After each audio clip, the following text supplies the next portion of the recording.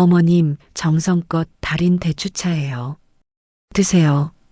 잔에 담긴 따뜻한 차를 들이키는 시어머니의 모습에 승리를 예감하던 그 순간 아, 그 차 사돈 얼음이 기침을 심하게 하시길래 드렸지. 시어머니의 이 한마디는 모든 것을 지옥으로 바꾸어 놓았습니다. 갑자기 가슴을 움켜잡고 쓰러진 사돈어른. 환갑 잔치가 순식간에 아수라장이 되었습니다. 대체 무슨 일이 벌어진 걸까요? 평범해 보였던 며느리에게 숨겨진 비밀은 무엇일까요? 이 충격적인 반전의 전체 이야기가 궁금하시다면 잠시만 구독 버튼을 눌러주세요.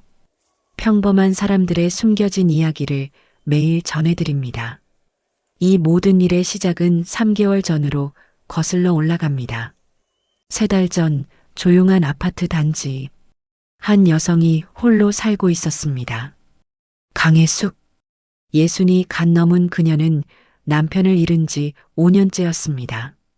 외과 전문의인 아들 준혁이 가끔 들렀지만 대부분의 시간을 혼자 보냈습니다. 어느 토요일 오후 초인종이 울렸습니다. 어머님, 저예요. 며느리 유진이었습니다. 그녀는 고급 보자기에 싼 선물 상자를 들고 있었습니다. 어머, 유진아. 무슨 일이니? 혜숙이 문을 열었습니다. 그냥 어머니 얼굴 보고 싶어서요. 요즘 새로 나온 프리미엄 홍삼이에요. 면역력에 정말 좋대요. 유진이 환하게 웃으며 상자를 내밀었습니다. 혜숙은 며느리의 과도한 친절이 조금 어색했지만 고맙게 받았습니다. 유진은 늘 이랬습니다. 매주 방문할 때마다 건강보조제, 영양제, 한방차를 빠짐없이 챙겨왔습니다. 거실에 앉아 차를 마시는 동안 혜숙은 며느리를 조용히 관찰했습니다. 유진의 옷차림은 늘 완벽했습니다. 명품 가방, 고급 시계, 세련된 액세서리, 미술품 큐레이터라는 직업에 걸맞은 모습이었습니다. 어머니, 요즘 건강은 어떠세요? 불편한 데는 없으세요? 유진이 관심 어린 표정으로 물었습니다. 응, 괜찮아. 내 덕분에 잘 지내고 있어. 혜숙이 대답했습니다. 하지만 뭔가 이상했습니다. 며느리의 눈빛이 평소와 달랐습니다. 지나치게 열심히 웃고 있었고 말투가 조금 빨랐습니다. 유진아, 요즘 무슨 걱정 있니? 혜숙이 조심스럽게 물었습니다. 아니에요, 어머니. 그냥 어머니 건강이 걱정돼서요. 유진의 대답은 너무 빨랐습니다. 눈동자가 미세하게 흔들렸습니다. 혜숙은 오랜 세월 사람들을 상담해온 경험이 있었습니다. 비록 은퇴했지만 사람의 거짓말을 간파하는 능력은 여전했습니다. 며느리가 뭔가 숨기고 있다는 걸 직감적으로 느꼈습니다. 유진이 주방으로 가서 설거지를 했습니다. 혜숙은 며느리가 놓고 간 가방을 힐끗 보았습니다. 가방이 살짝 열려 있었고 안에서 영수증 한 장이 삐져나와 있었습니다. 혜숙이 자연스럽게 그 영수증을 집어들었습니다. 명품 매장 구매 내역이었습니다. 850만 원. 상당한 금액이었습니다. 준혁이 월급으로 이런 걸 살 수 있을까? 혜숙은 의문이 들었지만 아무렇지 않은 척 영수증을 도로 가방에 넣었습니다. 유진이 주방에서 돌아왔습니다. 어머님, 이제 가봐야 할 것 같아요. 준혁 씨가 저녁에 병원 당직이라 제가 집에 일찍 들어가야 해요. 그래, 고생했다. 조심해서 가거라. 혜숙이 며느리를 배웅했습니다. 문이 닫히고 혜숙은 혼자 남았습니다. 거실 탁자 위에 놓인 건강보조제 상자를 바라보았습니다. 고급스러운 포장, 그럴듯한 설명서. 하지만 혜숙의 마음 한구석에 불편함이 자리 잡았습니다. 왜 갑자기 이렇게 자주 오는 걸까? 왜 이렇게 열심히 챙기는 걸까? 혜숙은 상자를 들고 서재로 들어갔습니다. 책장 깊숙한 곳에 상자를 넣어두었습니다. 일단 먹지 않기로 했습니다. 창밖으로 해가 지고 있었습니다. 해숙은 창가에 앉아 멍하니 노을을 바라보았습니다. 며느리의 떨리는 눈동자, 너무 빠른 대답, 과도한 친절. 뭔가 잘못되어 가고 있다는 느낌이 점점 강해졌습니다. 하지만 해숙은 아직 확신할 수 없었습니다. 그저 예민한 자신의 직업병일 수도 있었습니다. 그날 밤 해숙은 잠을 이루지 못했습니다. 며느리가 가져온 건강보조제를 먹기 시작한 지 일주일이 지났습니다. 해숙은 이상한 변화를 느끼기 시작했습니다. 아침에 일어날 때 어지럼증이 심했습니다. 손끝이 미세하게 떨렸고 가끔 환청이 들리는 것 같았습니다. 나이 들어서 그런가? 해숙은 처음에는 단순한 노화 증상이라고 생각했습니다. 하지만 증상은 점점 심해졌습니다. 어느 날 해숙은 슈퍼마켓에서 장을 보다가 갑자기 기억이 끊겼습니다. 손에 장바구니를 들고 서 있는데 왜 여기 왔는지 기억이 나지 않았습니다. 손님 괜찮으세요? 점원이 걱정스럽게 물었습니다. 아, 네. 괜찮아요. 해숙은 황급히 계산을 마치고 집으로 돌아왔습니다. 거울 앞에 선 자신의 모습이 낯설게 느껴졌습니다. 며칠 후 유진이 또 건강식품을 들고 찾아왔습니다. 어머니, 이번엔 비타민이에요. 요즘 면역력 떨어지는 계절이잖아요. 유진이 밝게 웃으며 병을 내밀었습니다. 해숙은 며느리의 반응을 살피기 위해 일부러 말했습니다. 유진아, 이거 먹고 나서 좀 이상해. 유진의 얼굴에 순간적으로 당황한 표정이 스쳤습니다. 눈동자가 빠르게 움직였습니다. 하지만 곧 걱정스러운 얼굴로 바뀌었습니다. 어머니, 어디가 불편하세요? 병원 가보셔야 하는 거 아니에요? 유진의 목소리는 너무나 자연스러웠습니다. 아니야, 그냥 조금 어지럽고 그래. 해숙이 대답했습니다. 나이 드시면 그럴 수 있어요. 제가 좋은 한의원 알아볼게요. 유진이 해숙의 손을 꼭 잡았습니다. 해숙은 며느리의 따뜻한 손길을 느끼면서도 그 눈빛만큼은 차갑다는 걸 느꼈습니다. 오랜 세월 사람들의 마음을 들여다보며 살아온 해숙이었습니다. 거짓된 친절과 진심 어린 염려를 구분할 수 있었습니다. 유진이 돌아간 후 해숙은 새로 받은 비타민 병을 들고 한참을 바라보았습니다. 포장은 완벽했습니다. 유명 브랜드의 로고도 선명했습니다. 하지만 뭔가 잘못되고 있었습니다. 해숙은 결심했습니다. 더 이상 이 건강식품들을 먹지 않기로. 그날 밤 해숙은 유진이 가져온 모든 건강보조제를 한 곳에 모았습니다. 홍삼, 영양제, 비타민, 한방차. 상당한 양이었습니다. 이걸 다 분석해 봐야 해. 해숙은 오랜 친구가 떠올랐습니다. 아들이 근무하는 대학병원 건물에서 약국을 운영하는 수진. 그녀라면 도움을 줄 수 있을 것 같았습니다. 다음 날 아침 해숙은 건강보조제 몇 개를 가방에 넣고 병원으로 향했습니다. 손이 떨렸습니다. 불안했습니다. 설마 내가 너무 예민한 건 아닐까? 하지만 몸이 보내는 신호는 분명했습니다. 뭔가 잘못되고 있었습니다. 병원 로비를 지나 약국으로 가는 길. 해숙은 우연히 며느리 유진을 목격했습니다. 유진은 병원 로비 구석진 곳에서 누군가와 다급하게 통화하고 있었습니다. 얼굴이 창백했고 목소리가 떨리고 있었습니다. 해숙은 기둥 뒤에 몸을 숨기고 며느리의 통화를 엿들었습니다. 이번 주까지 2천만 원 못 구하면 큰일 나요. 알겠어요. 이자라도 먼저 갚을게요. 유진의 다급한 목소리가 들렸습니다. 해숙의 심장이 쿵 하고 내려앉았습니다. 빚? 2천만 원? 유진이 전화를 끊고 황급히 병원을 빠져나갔습니다. 해숙은 그 뒷모습을 멍하니 바라보았습니다. 모든 퍼즐이 맞춰지기 시작했습니다. 며느리의 과도한 친절, 떨리는 눈빛, 그리고 지금 들은 빗독촉. 해숙은 가방 속 건강보조제를 꼭 움켜잡았습니다. 이 아이가 나한테 뭔가를 꾸미고 있는 게 분명해. 의심에서 확신으로 바뀌는 순간이었습니다. 해숙은 서둘러 약국으로 향했습니다. 친구 수진을 만나야 했습니다. 약국 문을 열며 해숙은 마음속으로 중얼거렸습니다. 일단 이게 뭔지부터 알아봐야겠어. 혹시 내가 너무 예민한 건지 아니면 정말. 해숙은 더 이상 생각하지 않기로 했습니다. 먼저 사실을 확인하는 게 중요했습니다.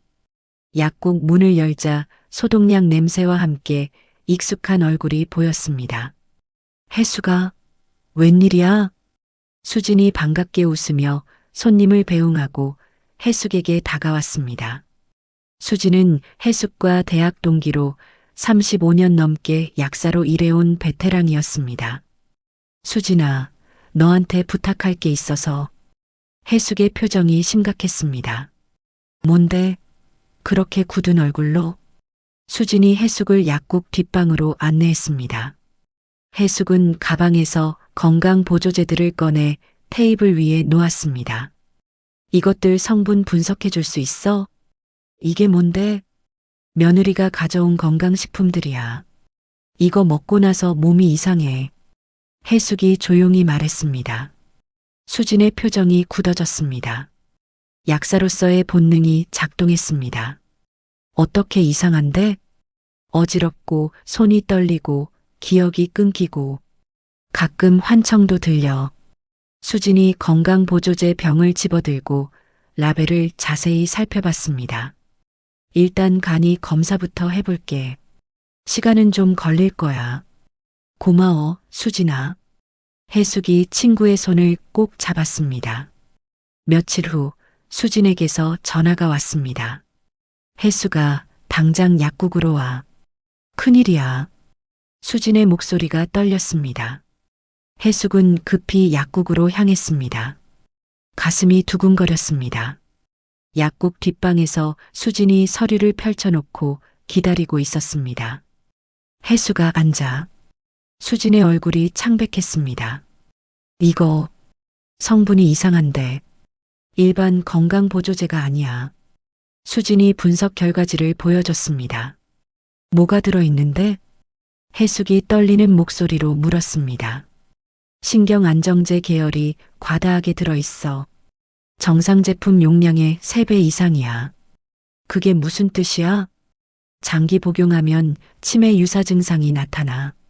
기억력 감퇴, 판단력 저하, 환각. 수진이 해숙의 손을 잡았습니다. 그리고 해숙아, 더 심각한 게 있어. 수진이 다른 서류를 꺼냈습니다. 이건 좀 더 정밀하게 분석한 건데 독성 물질이 미량 검출됐어. 해숙의 얼굴에서 모든 혈기가 사라졌습니다. 독성 물질? 응. 일회성으로는 큰 문제 없어. 하지만 지속적으로 복용하면. 수진이 말을 잇지 못했습니다. 해숙은 의자에 주저앉았습니다. 머릿속이 하얗게 변했습니다. 며느리가 나한테 독을? 해숙아, 경찰에 신고해야 해. 이건 명백한 범죄야. 수진이 단호하게 말했습니다. 하지만 해숙은 고개를 저었습니다. 아직은 안 돼. 왜? 증거도 있잖아. 증거가 부족해. 며느리가 직접 이걸 조작했다는 증거가 없어. 그냥 시중에서 산 제품일 수도 있다고 둘러댈 거야. 해숙의 목소리에 냉정함이 돌아왔습니다. 그럼 어떻게 할 거야? 수진이 걱정스럽게 물었습니다. 일단 먹는 척만 하고 버릴게. 그리고 해숙이 잠시 생각에 잠겼습니다. 며느리가 뭘 하려는 건지 끝까지 지켜볼 거야. 위험해, 해숙아. 알아. 하지만 이대로는 안 돼. 확실한 증거가 필요해. 해숙의 눈빛이 달라졌습니다. 더 이상 불안해하는 노인이 아니었습니다. 수진아, 부탁이 있어. 뭔데? 앞으로 며느리가 가져오는 것들 계속 분석해 줄 수 있어? 그리고 이 사실은 아무한테도 말하지 말아줘. 아들 준혁이한테도. 수진이 한참을 망설이다가 고개를 끄덕였습니다. 알겠어. 하지만 위험하면 바로 신고해야 해. 약속해. 응, 약속할게. 해숙이 약국을 나섰습니다. 하늘이 유난히 맑았습니다. 하지만 해숙의 마음속에는 폭풍이 몰아치고 있었습니다. 왜 나한테 이러는 거지? 집으로 돌아오는 길, 해숙은 며느리의 얼굴을 떠올렸습니다. 밝게 웃던 모습, 정성스럽게 차를 따르던 모습, 그 모든 게 거짓이었습니다. 해숙은 결심했습니다. 며느리가 원하는 대로 해주기로, 치매에 걸린 불쌍한 노인 역할을 완벽하게 연기하기로, 그리고 끝까지 지켜보기로, 며느리가 얼마나 멀리 갈 수 있는지, 무엇을 원하는지, 모든 것을 확인하기로. 집 앞에 도착한 해숙은 현관문을 열며 중얼거렸습니다. 좋아, 시작해보자. 싸움의 서막이 올랐습니다. 해숙은 며느리를 더 관찰하기로 했습니다. 며칠 후 유진이 또다시 집을 방문했습니다. 어머니, 오늘은 전복죽 끓여왔어요. 몸에 좋잖아요. 유진이 환하게 웃으며 보온병을 내밀었습니다. 고맙구나, 유진아. 해숙은 일부러 힘없는 목소리로 대답했습니다. 유진이 주방에서 설거지를 하는 동안 해숙은 거실 소파에 앉아 있었습니다. 유진의 가방이 탁자 위에 놓여 있었습니다. 그때 유진의 휴대폰에서 메시지 알림이 울렸습니다. 화면이 켜지면서 문자 내용이 보였습니다. 이번 주 목요일까지 2천만 원 입금 안 되면 법적 조치 들어갑니다. 해숙의 눈이 커졌습니다. 유진이 황급히 주방에서 나와 휴대폰을 집어들었습니다. 얼굴이 창백해졌습니다. 어머니, 화장실 좀 다녀올게요. 유진이 서둘러 화장실로 들어갔습니다. 화장실 문틈으로 유진의 다급한 목소리가 새어나왔습니다. 알겠어요. 이번 주 안에 꼭 구할게요. 제발 조금만 더 시간을. 해숙은 조용히 자리에서 일어나 화장실 가까이 다가갔습니다. 지금 어떻게 구하라는 거예요? 은행 대출도 막혔고 친정도 빚더미인데. 유진의 절박한 목소리가 떨렸습니다. 해숙은 다시 소파로 돌아와 앉았습니다. 가슴이 답답했습니다. 유진이 화장실에서 나왔습니다. 얼굴이 부은 걸 보니 울었던 것 같았습니다. 어머니, 이제 가봐야 할 것 같아요. 유진이 억지로 웃으며 말했습니다. 그래, 조심해서 가거라. 유진이 떠나고 해숙은 창밖을 바라보았습니다. 2천만 원. 빚이 그렇게 많았구나. 다음 날 해숙은 우연을 가장해 며느리의 행적을 따라가 보기로 했습니다. 유진이 고급 카페에서 누군가를 만났습니다. 화려한 옷차림의 여자들이었습니다. 명품 가방을 들고 있었습니다. 해숙은 멀찌감치 떨어진 자리에 앉아 관찰했습니다. 유진이 새 가방을 자랑하고 있었습니다. 이거 이번 시즌 신상이야. 850만 원 주고 샀어. 유진의 목소리가 들렸습니다. 해숙은 충격을 받았습니다. 빚독촉에 시달리면서 850만 원짜리 가방을 산다고? 며칠 후 해숙은 아들 준혁에게 조심스럽게 물어봤습니다. 준혁아, 유진이 요즘 재정 상태 괜찮니? 네, 괜찮은 것 같은데요. 왜요? 준혁이 의아한 표정을 지었습니다. 아니야, 그냥 걱정돼서. 유진이가 얼마나 똑똑한데요. 걱정 마세요. 준혁은 아내를 전적으로 신뢰하고 있었습니다. 해숙은 아들에게 진실을 말할 수 없었습니다. 아직은 때가 아니었습니다. 그날 밤 해숙은 며느리에 대해 조사하기로 했습니다. 인터넷을 검색했습니다. 유진의 SNS를 발견했습니다. 화려한 레스토랑 사진들, 명품 가방들, 해외여행 사진들이 가득했습니다. 모두 최근 3개월 사이에 올라온 것들이었습니다. 이 돈을 어디서 구한 거지? 해숙은 모든 퍼즐이 맞춰지는 걸 느꼈습니다. 며느리는 빚에 쪼들리고 있었습니다. 하지만 허영심을 버릴 수 없었습니다. 그래서 집안의 물건들을 몰래 팔고 있었습니다. 그리고 시어머니를 치매 환자로 만들어서 자신의 해숙의 재산을 손에 넣으려 하고 있었습니다. 해숙은 깊은 한숨을 내쉬었습니다. 이제 알겠어. 내가 뭘 원하는지. 해숙은 계획을 세우기 시작했습니다. 며느리가 원하는 대로 치매 환자 연기를 더 완벽하게 하기로 했습니다. 그리고 모든 증거를 하나하나 모으기로 했습니다. 싸움은 이제부터였습니다. 해숙은 며느리 앞에서 일부러 실수를 하기 시작했습니다. 어느 날 유진이 방문했을 때였습니다. 어머니, 어제 전화하셨잖아요. 그래서 왔어요. 유진이 말했습니다. 전화? 내가 언제? 해숙이 멍한 표정을 지었습니다. 어제 저녁에요. 머리가 아프다고. 그랬나? 기억이 안 나네. 해숙이 고개를 갸우뚱했습니다. 유진의 눈빛이 변했습니다. 처음에는 걱정하는 척했지만 미세하게 기대감이 비쳤습니다. 며칠 후 해숙은 더 대담하게 연기했습니다. 유진아, 여기가 어디지? 자기 집 거실에서 해숙이 물었습니다. 어머니, 집이에요.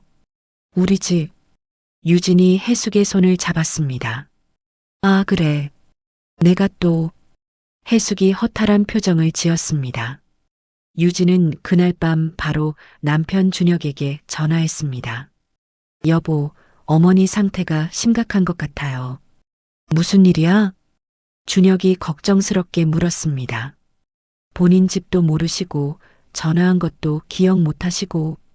유진의 목소리에 다급함이 묻어났습니다. 그래, 병원 모시고 가봐야겠네. 네, 빨리 검사 받아보셔야 할 것 같아요. 유진이 말했습니다. 하지만 해숙은 병원 가기를 거부했습니다. 난 괜찮아. 그냥 좀 피곤한 거야. 어머니, 검사는 받아보셔야죠. 준혁이 설득했습니다. 싫어. 나 병원 안 가. 해숙이 고집을 부렸습니다. 며칠 후 해숙은 일부러 유언장 봉투를 거실 탁자 위에 놓아뒀습니다. 유진이 방문했을 때 그 봉투를 발견했습니다. 어머니, 이게 뭐예요? 유진의 눈이 봉투에 고정됐습니다. 아, 그거 유언장이야. 변호사가 작성하라고 해서. 해숙이 무심하게 대답했습니다. 유진의 눈이 반짝였습니다. 어머니, 유언장은 왜 갑자기요? 요즘 기억이 자꾸 이상해져서. 혹시 모르니까 재산 정리를 해야 할 것 같아서. 해숙이 한숨을 쉬었습니다. 유진은 집에 돌아가자마자 친정 부모에게 전화했습니다. 엄마, 시어머니가 유언장 쓴대요. 뭐? 정말? 유진 어머니의 목소리가 흥분으로 떨렸습니다. 그럼 빨리 잘 보여야지. 치매 걸리기 전에. 알았어요, 엄마. 유진이 전화를 끊었습니다.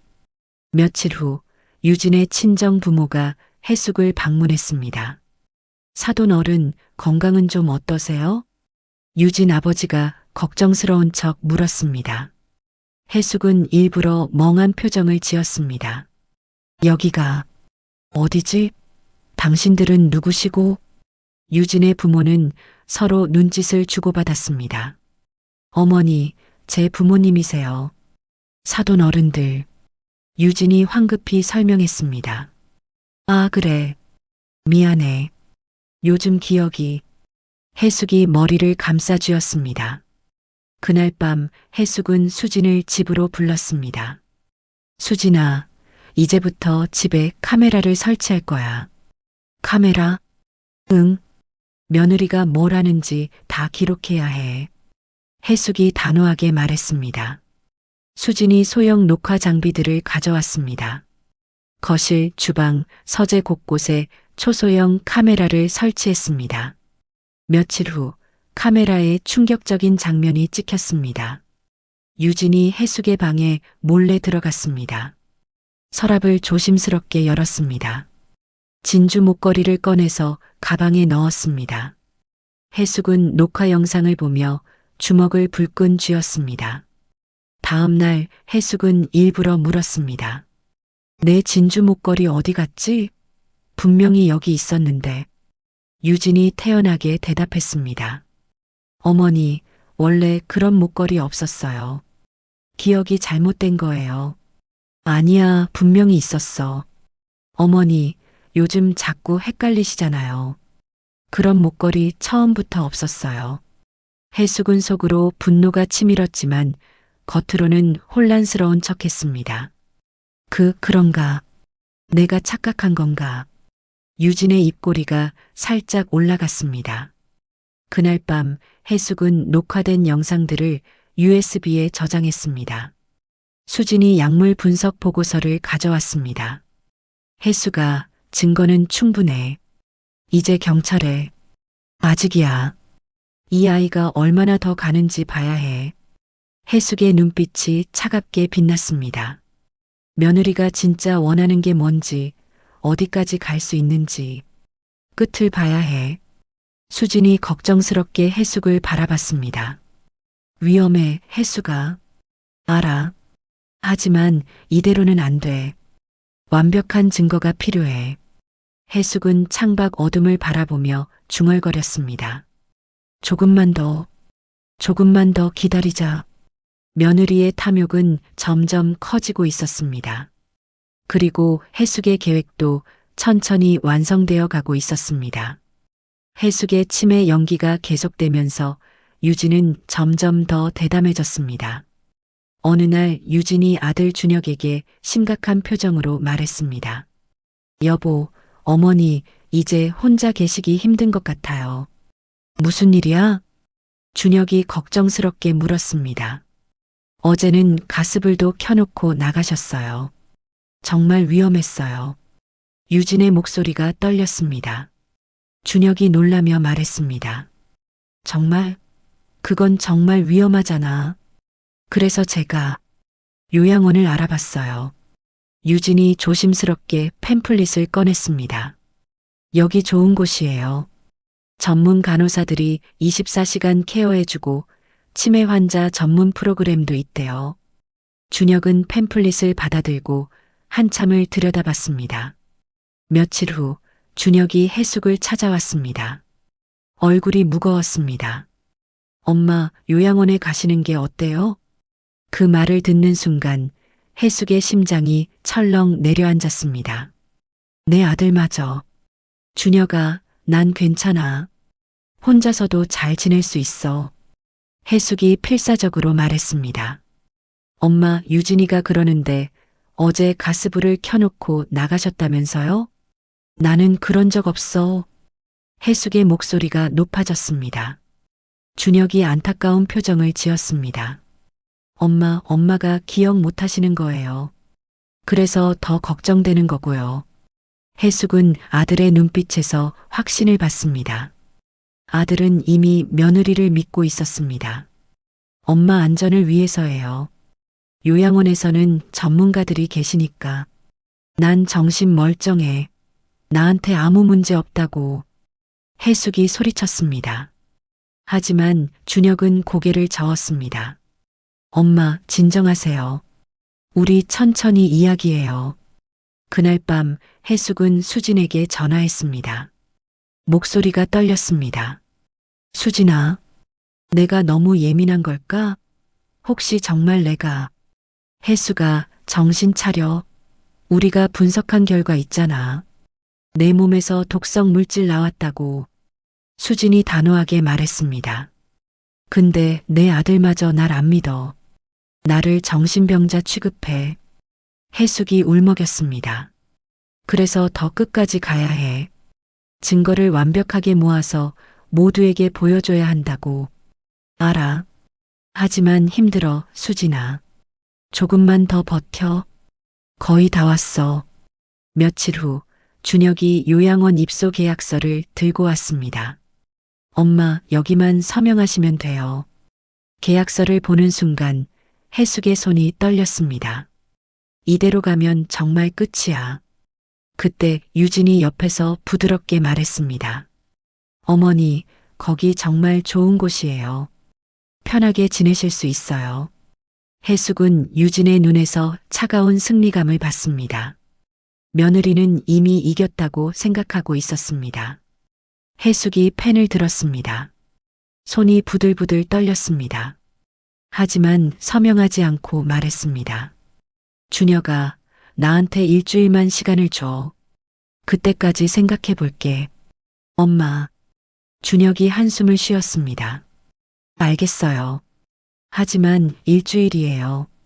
그 이후에는 정말 결정하셔야 해요. 유진의 얼굴에 짜증이 스쳤습니다. 하지만 곧 미소로 바뀌었습니다. 어머니, 천천히 생각하세요. 어차피 어머니를 위한 거니까요. 두 사람이 떠나고 해숙은 혼자 남았습니다. 계약서를 바라보며 눈물이 흘렀습니다. 이 종이 한 장이 날 끝장낼 수도 있어. 그날 밤 해숙은 잠을 이루지 못했습니다. 창밖을 바라보며 중얼거렸습니다. 일주일 안에 끝내야 해. 해숙은 결심했습니다. 더 이상 기다릴 수 없었습니다. 마침 환갑이 일주일 후였습니다. 유진이 가족 모임을 제안했었습니다. 그때가 마지막 기회야. 해숙은 수진에게 전화했습니다. 수진아, 환갑날 모든 걸 끝낼 거야. 정말? 응. 모든 증거를 준비해줘. 영상, 녹취록, 약물 분석 보고서. 전부. 해숙의 목소리에 결연함이 담겼습니다. 그리고 변호사랑 경찰도 연락해둬. 환갑날 대기하고 있어야 해. 알겠어, 해숙아. 조심해. 전화를 끊고 해숙은 계약서를 응시했습니다. 조금만 더 버티자. 절망의 바닥에서 해숙은 마지막 힘을 끌어모으고 있었습니다. 그리고 며느리도 마지막 계획을 준비하고 있었습니다. 일주일 후 모든 것이 결판날 것입니다. 일주일이 지나기 직전 환갑이 다가왔습니다. 유진이 해숙을 찾아왔습니다. 어머니, 환갑 기념으로 가족들 다 모이면 어때요? 요양원 가시기 전에 마지막으로. 유진의 목소리가 부드러웠습니다. 해숙은 일부러 기뻐하는 척했습니다. 그래, 좋구나. 가족들 보고 싶었어. 유진의 눈에 묘한 빛이 스쳤습니다. 며칠 전부터 유진은 인터넷 검색을 하기 시작했습니다. 집에 설치된 추적 프로그램이 모든 것을 기록했습니다. 독성 물질 구매처, 치매 환자 사망 원인 부검 없이 자연사 처리 방법. 수진이 검색 기록을 해숙에게 보여줬습니다. 해숙아, 이건 정말 위험해. 알아. 그래서 더 조심해야 해. 해숙의 목소리가 차분했습니다. 환갑 당일 아침 해숙은 일찍 일어났습니다. 거울을 보며 깊은 숨을 내쉬었습니다. 오늘이 마지막이야. 오후가 되자 가족들이 하나둘 모이기 시작했습니다. 아들 준혁, 유진의 부모, 친척 몇 명. 유진은 주방에서 정성껏 대추차를 준비했습니다. 해숙은 거실에서 가족들과 이야기를 나누면서도 주방 쪽을 예의주시했습니다. 주방에서 유진이 혼자 있을 때였습니다. 작은 봉지에서 하얀 가루를 꺼냈습니다. 손이 미세하게 떨렸습니다. 이제 끝이야. 오늘로 모든 게 끝나. 유진은 대추차에 가루를 조심스럽게 넣고 젓가락으로 천천히 저었습니다. 하지만 유진은 몰랐습니다. 찬장 안에 숨겨진 초소형 카메라가 모든 것을 선명하게 기록하고 있다는 것을. 유진이 쟁반에 대추차를 담아 거실로 나왔습니다. 얼굴에는 완벽한 미소를 띠고 있었지만 손끝이 미세하게 떨렸습니다. 어머니, 정성껏 달인 대추차예요. 드세요. 유진이 특별히 표시해둔 찻잔을 해숙 앞에 놓았습니다. 해숙은 차를 받아들고 잠시 바라봤습니다. 따뜻한 김이 올라왔습니다. 그 순간 유진의 아버지가 크게 기침을 했습니다. 콜록콜록. 기침이 워낙 심해서 다른 사람들이 다 돌아볼 정도였습니다. 사돈 어른, 기침이 정말 심하시네요. 해숙이 걱정스러운 표정으로 말했습니다. 감기가 떨어지질 않아서 말이죠. 유진 아버지가 대답했습니다. 해숙이 갑자기 일어났습니다. 그럼 이 대추차 한번 드셔보세요. 기침에 좋습니다. 해숙이 자신 앞에 차를 유진의 아버지에게 건넸습니다. 유진의 얼굴이 순간 굳었습니다. 어머니, 그건. 유진이 말을 막으려 했지만 이미 늦었습니다. 아이고, 고맙습니다. 유진의 아버지가 차를 받아 단숨에 마셔버렸습니다. 아, 정말 진하고 몸에 좋을 것 같네요.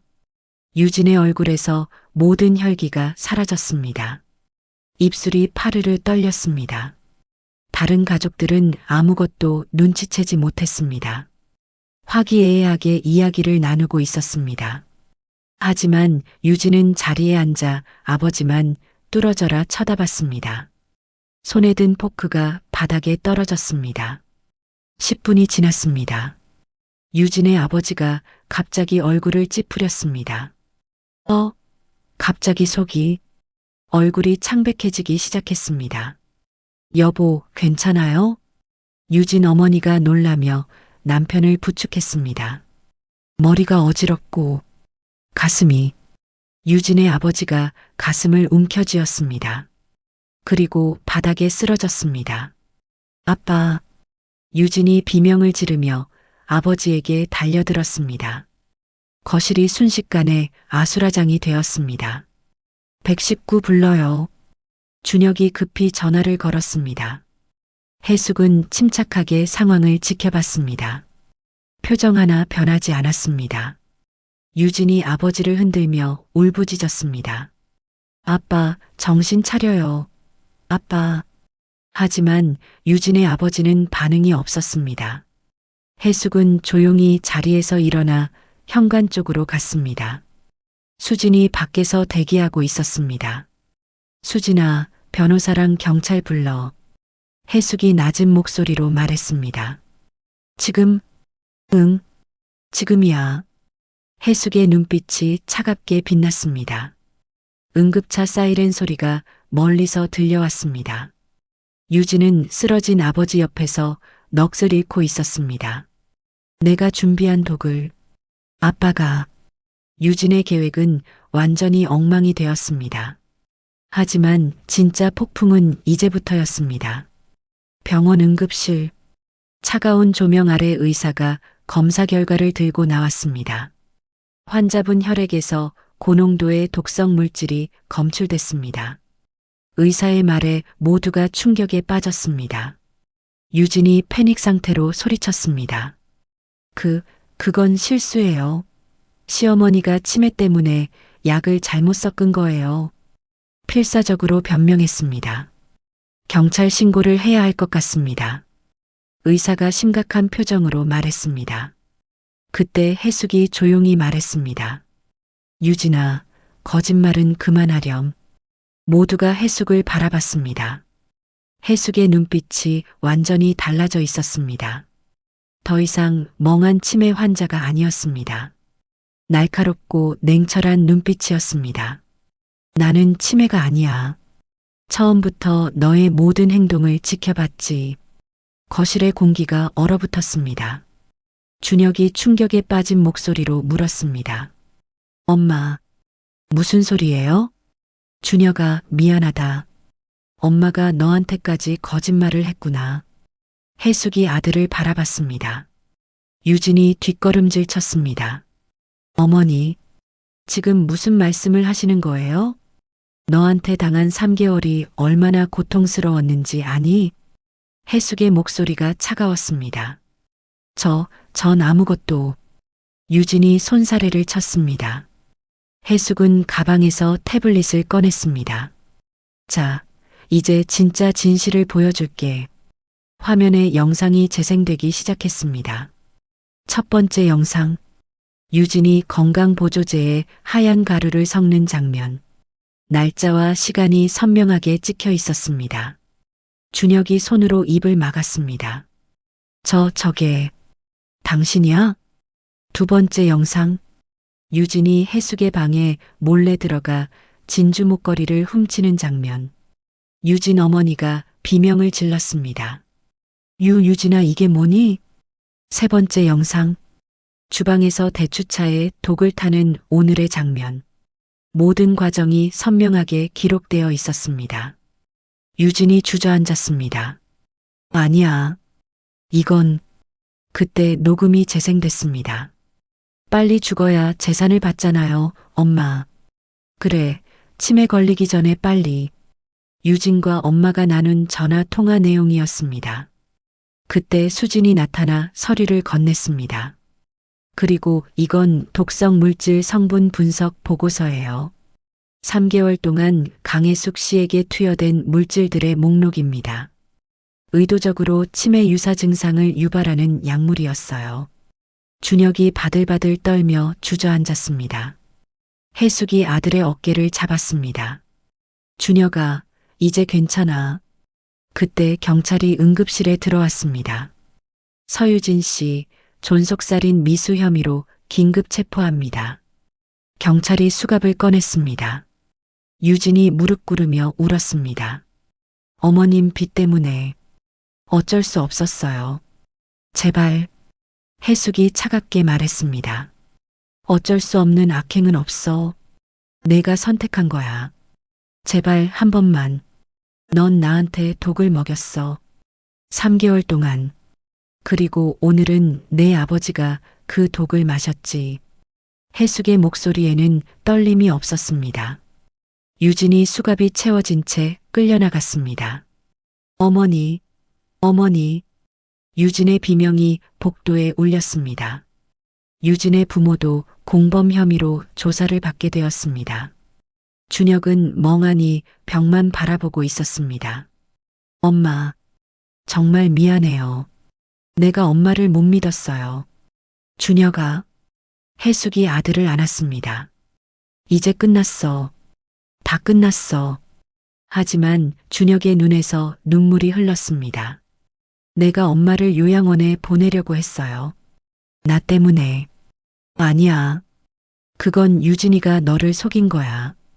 해숙이 아들의 등을 토닥였습니다. 병원 복도에 침묵이 흘렀습니다. 탐욕이 만든 비극이 막을 내렸습니다. 수진이 해숙 옆에 섰습니다. 해숙아, 정말 고생했어. 고마워, 수진아. 내가 없었으면 못 해냈을 거야. 두 친구는 서로를 바라보며 조용히 미소 지었습니다. 창밖으로 해가 지고 있었습니다. 긴 싸움이 끝났습니다. 이제 치유의 시간이 시작될 것입니다. 1년이 흘렀습니다. 유진은 7년형을 선고받았습니다. 친정 부모는 집행유예. 준혁은 이혼 후 노인복지센터에서 봉사활동을 하고 있었습니다. 어느 토요일 오후 해숙은 복지센터 앞을 지나다가 아들을 봤습니다. 준혁이 휠체어를 탄 할머니에게 식사를 돕고 있었습니다. 해숙은 멀찍이 서서 그 모습을 지켜봤습니다. 아들의 얼굴이 예전보다 편안해 보였습니다. 그래, 너도 이제 괜찮아지는구나. 해숙이 조용히 미소 지었습니다. 같은 날 저녁, 새로 문을 연 범죄 피해자 심리치료센터. 첫 상담자가 해숙 앞에 앉아 있었습니다. 60대 여성이었습니다. 제 딸이 제 통장에서 돈을 빼간 것 같아요. 근데 확신이 없어서. 여성의 목소리가 떨렸습니다. 해숙은 그녀의 손을 잡았습니다. 일단 천천히 이야기해 보세요. 제가 도와드릴게요. 상담이 끝나고 여성이 돌아간 후 수진이 차를 들고 들어왔습니다. 첫 상담은 어땠어? 나랑 비슷한 경우더라. 가족한테 당하는 게 제일 고통스럽잖아. 해숙이 창밖을 바라봤습니다. 그래서 더 이 일이 필요한 거야. 수진이 책상 위에 놓인 액자를 봤습니다. 해숙과 남편 그리고 어린 준혁의 사진이었습니다. 남편분이 보시면 자랑스러워 하실 거야. 글쎄, 아마 당신이 너무 무리했어 하면서 걱정부터 할걸. 해숙이 웃었습니다. 그래도 잘했어, 해숙아. 정말 대단해. 대단하긴. 그냥 살아남은 거지 뭐. 해숙이 차를 한 모금 마셨습니다. 잠시 침묵이 흘렀습니다. 그나저나 며느리 면회 신청서가 왔더라. 수진이 조심스럽게 말했습니다. 거절했어. 해숙의 대답은 짧았습니다. 언젠가는 만나야 하지 않을까? 지금은 아니야. 나도 아직 준비가 안 됐어. 해숙이 솔직하게 말했습니다. 수진이 고개를 끄덕였습니다. 내가 준비되면 그때 만나. 두 사람은 말없이 차를 마셨습니다. 창밖으로 저녁 노을이 붉게 물들었습니다. 해숙이 문득 물었습니다. 수진아, 나 많이 변했지? 응, 많이 강해졌어. 강해진 게 아니라 단단해진 것 같아. 더 이상 흔들리지 않는. 그게 강한 거지. 수진이 미소 지었습니다. 해숙은 센터 입구에 걸린 작은 문구를 바라봤습니다. 당신은 혼자가 아닙니다. 간단한 문장이었습니다. 하지만 해숙에게는 가장 필요했던 말이었습니다. 그날 밤 해숙은 오랜만에 깊은 잠을 잤습니다. 악몽도 없었습니다. 탐욕은 결국 스스로를 파괴했고 진실은 끝내 빛을 발습니다. 해숙의 싸움은 끝났지만 그녀가 시작한 일은 이제 막 시작되었습니다. 누군가의 고통을 이해하고 누군가의 편이 되어주는 일. 그것이 해숙이 선택한 새로운 삶이었습니다. 오늘 해숙의 이야기 어떠셨나요? 이야기가 재밌으셨다면 구독과 좋아요 부탁드려요. 그리고 지금 이 순간 어디서 무엇을 하며 들어주고 계신지 댓글로 나눠주세요. 여러분의 일상도 궁금하거든요. 여러분의 하루가 언제나 평온하고 따뜻하길 바라며 오늘도 시청해 주셔서 감사합니다.